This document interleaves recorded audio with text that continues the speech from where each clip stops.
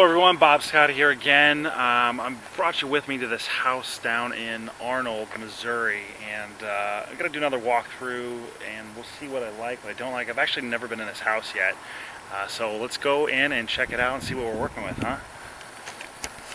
Obviously, yard is has not been maintained at all. That's very common in real estate investing world.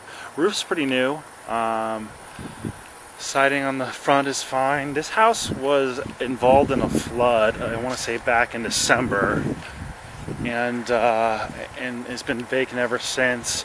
There's actually no lockbox on this house. The agent just said the back door is open. So we'll see what we're going to get here. Typically that is not a good sign when the back door is just left open. Condenser is pretty new though, actually, so that's interesting. See any issues with the electrical service? A little backyard.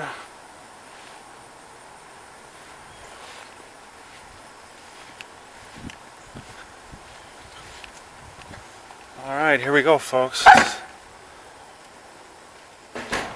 Alright, we're in a little mud room. Always gotta watch out for spider webs as an investor. A bane of my existence. Okay, so water heater is here. I'm going to pull out my flashlight too so we can get some light on this for you. Always got to have the flashlight app on your phone too. Alright, everything looks fine with the water heater. I don't see any issues there. So you can tell there's definitely some mold, which is not surprising at all. And floors are a little wonky, a little wavy, a bit like a skate park in here. Have laminate flooring, so that would have to all be ripped out. See electrical panel back there.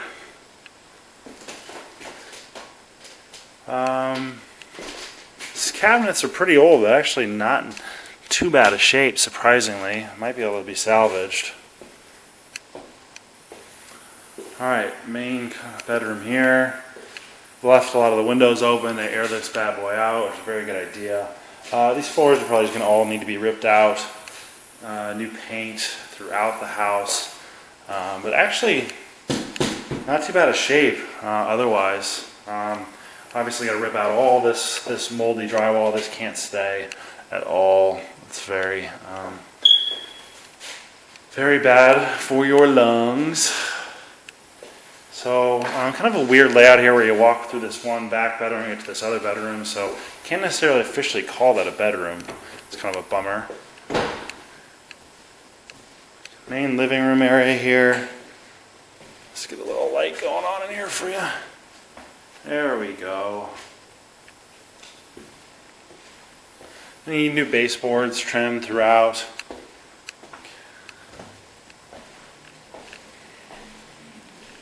So I believe this is a HUD foreclosure here. Cool. So pretty much all pretty similar throughout the house. Going to need some drywall patching obviously here. Windows are older. Some of those are going to need to be replaced. And the whole house is going to need paint, new flooring, probably ripping out some sections of drywall that are not in too good a shape. Main bathroom here.